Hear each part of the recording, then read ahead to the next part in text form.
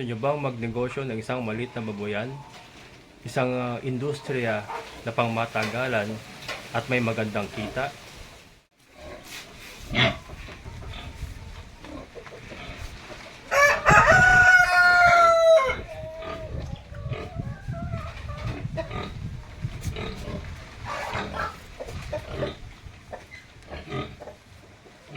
O kaya ay mag-alaga ng mga paitlogin na manok na araw-araw may kita?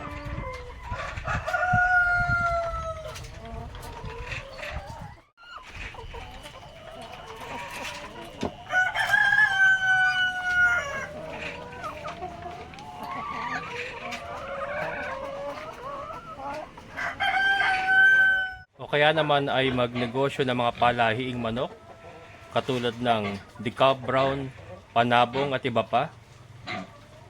Ito pa rin ang inyong pangarap na magkaroon ng isang maliit na kambingan tulad ko? Isang dating pangarap lang mga kabokals, pero ngayon ay unti-unti ko nang nagagawa. Sa isa pong 400 square meter na hulugan lupa or hulugang farm lot ay nagagawa ko po yung mga alaga na ipinakita ko. Lalo-lalo na po yung aking ipinapangarap nung ako'y maliit pa na mag-alaga po ng kambing.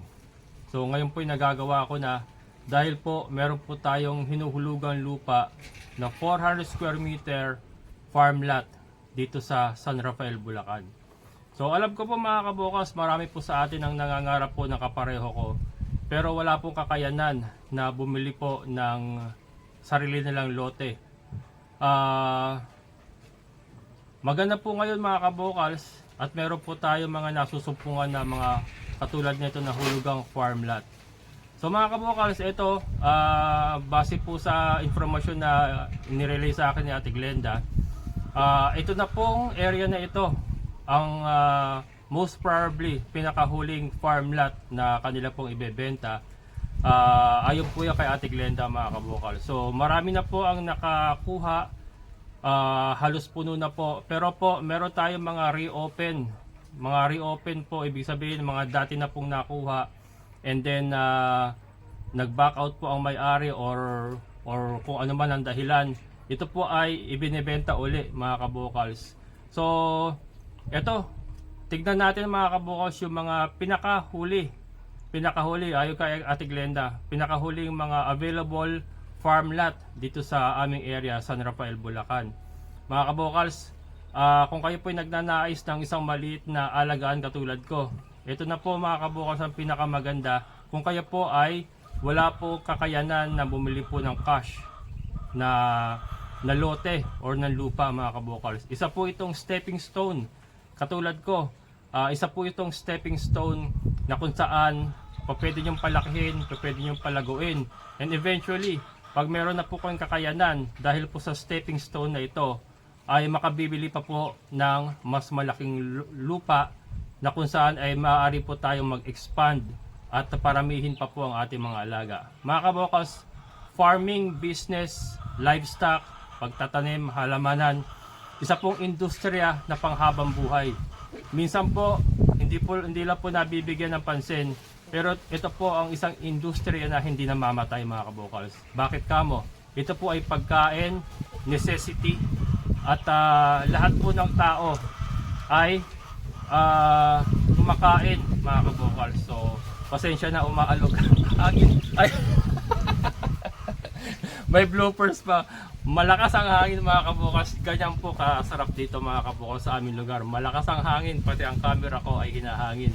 Ayan mga kabukas, so yun nga po, isa pong pinakamaganda, isa po sa magandang hanap buhay ang farming business. Dahil po ito po ay panghabang buhay, ang market ay nandiyan. Ito po ay isang hanap buhay na po pwede po nyo pong ipamana sa inyong mga anak, sa inyong mga apo at sa mga mahal sa buhay. So tara mga kabukas, tignan natin yung mga reopen na lote na po pwede po nating pwede nyo pong pag-investan or po pwede nyo pong pagsimulan ng inyong mga pangarap. Mga kabokals, so andito tayo sa phase 1. Ayan po tayo, yan po yung ating area. So dito mga kabokals ay may isa na lang, dati pong tatlo Ngayon na isa na lang po na reopen. 100 square meter. Ayan, kung makita nyo, may tali na oh. So tatlo dapat yan mga kabokals. Tatlong lote. Kung hindi ako nagkakamali, maaring doon. Yan, basta ito kasi magkakasama po yan eh. Ito yung kakakuha lang po ito yung isang araw. Ayan oh, kaka-marking lang nila. Yan, 300 square meter pa sana dapat yan. So may natitira pa dyan, sabi natin Glenda, na 100 square meter. Kahilera po natin si Andrew. Ayun, si Andrew, kaibigan natin. Meron pong baboyan niya, meron din pong maliit na baboyan dyan.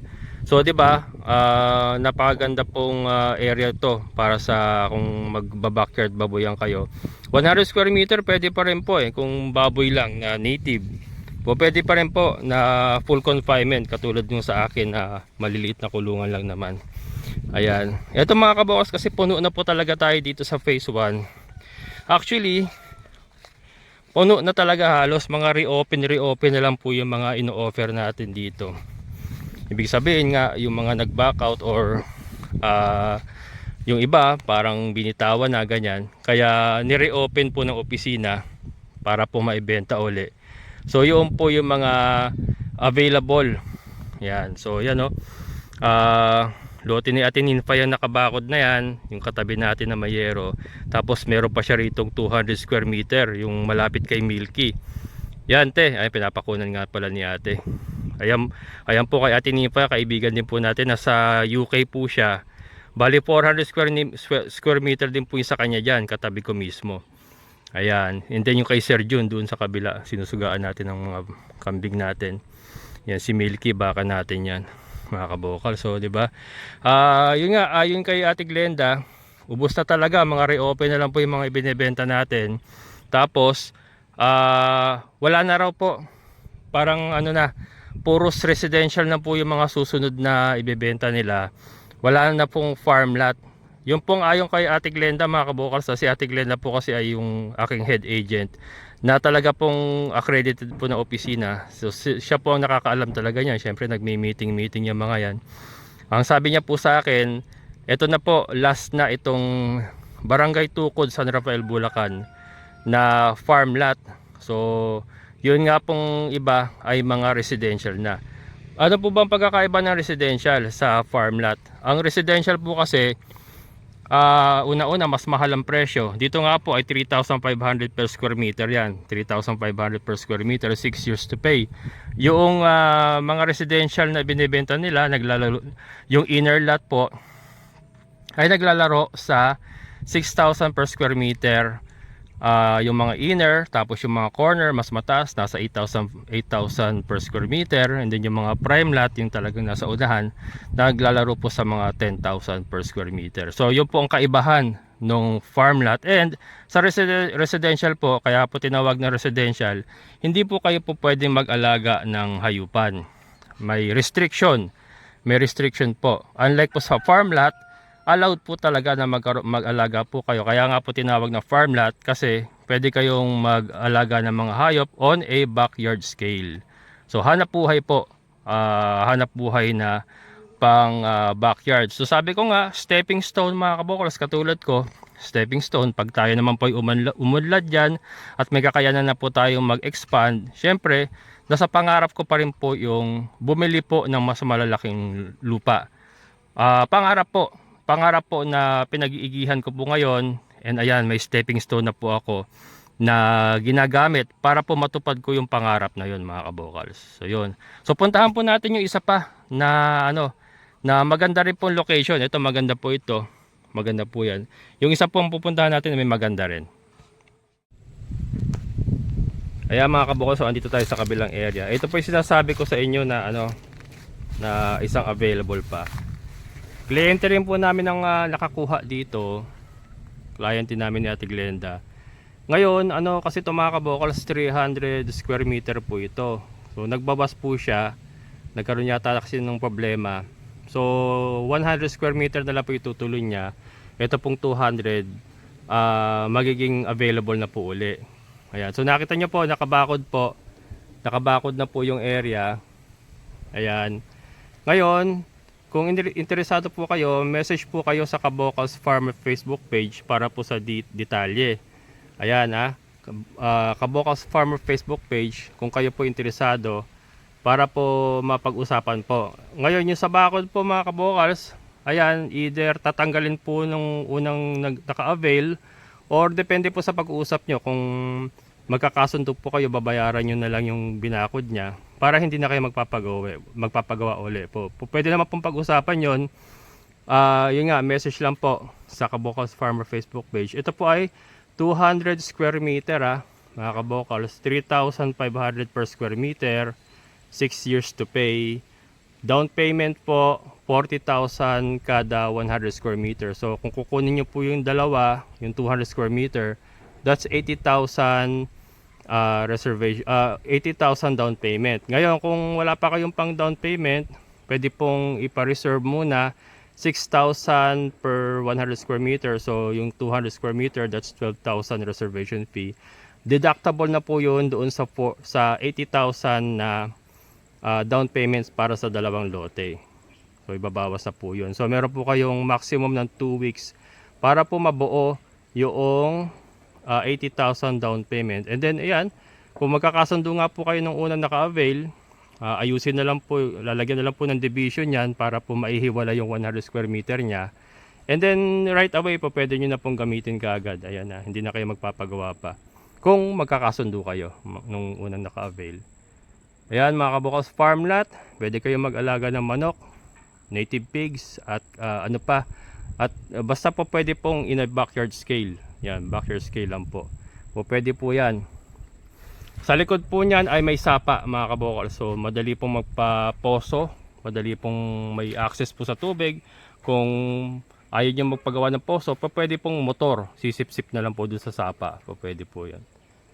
Ayan, PM lang po Kabokals Farmer Facebook page. Ayan mga kabokals PM lang po sa interesado. Maganda po rito mga kabokals Ayan, maganda po lugar. Ito, ano ko rin to, viewer ko din po yung may-ari niyan. Ayan. So, 'di ba? Stepping stone mga kabokals. Gaya nga nasabi ko, ako naman dati po akong empleyado na talagang wala kakayanan na bumili po ng malaking lupa na cash. Wala tayong pera.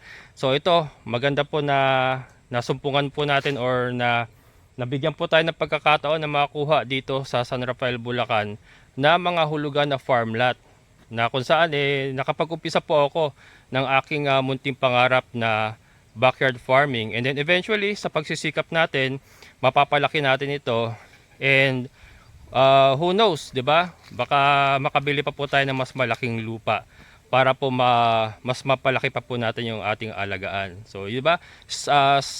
Start a dream big, start small. So, yun naman po lagi ang sinasabi. So, katulad po natin na walang kakayanan, talagang malaking bagay po yung mga pagkakataon na ganito na magkaroon po tayo ng stepping stone para po